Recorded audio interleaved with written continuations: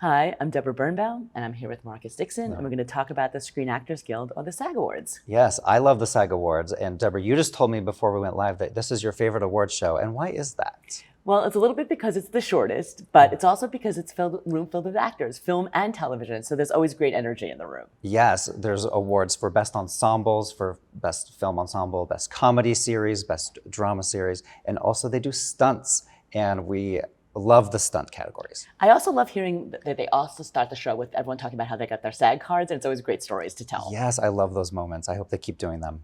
And it's also a relatively new ceremony. It's only about 30 years old. Right. The ceremony for 2023, the Oppenheimer one, was the 30th ceremony. And of course, Oppenheimer then went on to win the Oscar for Best Picture as well. But something else happened that night at the SAG Awards. Lily Gladstone won Best Actress. She did not end up winning the Oscar. That went to Emma Stone. So how often do Oscars and SAG match for the 4 acting categories? Not so much. It's funny because the acting branch is the biggest one of the Oscars. You would think it had a more reliable predictor, but it really doesn't so much. Where it does is when it comes to ensemble. 4 of the last Best Picture winners have won Best Ensemble at the SAG Awards. How does it do on the TV side? So the TV is interesting because there are 2 totally different eligibility periods.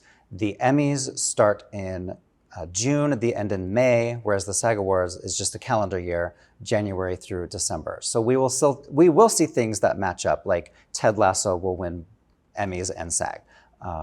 The Bear will win both. But we've also noticed sometimes there's a shocker, like Orange is the New Black winning at the SAG Awards, which it didn't win at the Emmys for the major top category. And perhaps it won at the SAG Awards because it was the biggest cast. It had the most people nominated. And who is voting on these categories? Well, I think a lot of it actually has to do with how SAG voting works. So at the nominating level, SAG randomly chooses nominating committees, or nomcoms. They're 2,500 members of good standing who go out and go to all the screenings. It's actually really fun to be at the screenings with them. We're there all the time. They're really passionate. They hoot, they holler, they enjoy, they clap, they applaud. It's like being at a live performance. Yeah, and we have changed our own predictions at Gold Derby based on maybe we were at a SAG screening and they just absolutely loved one performance or one ensemble. So we'll talk about it like, ooh, I'm going to put that into my predictions now. And then at the winning level, it goes to the entire voting body, which is how many members? It's huge. It's 160,000, but we don't know if every one of them votes or not. I hope they all do. And that's why I think you see some really populist choices win. So at the end, it may just come down to what's most popular.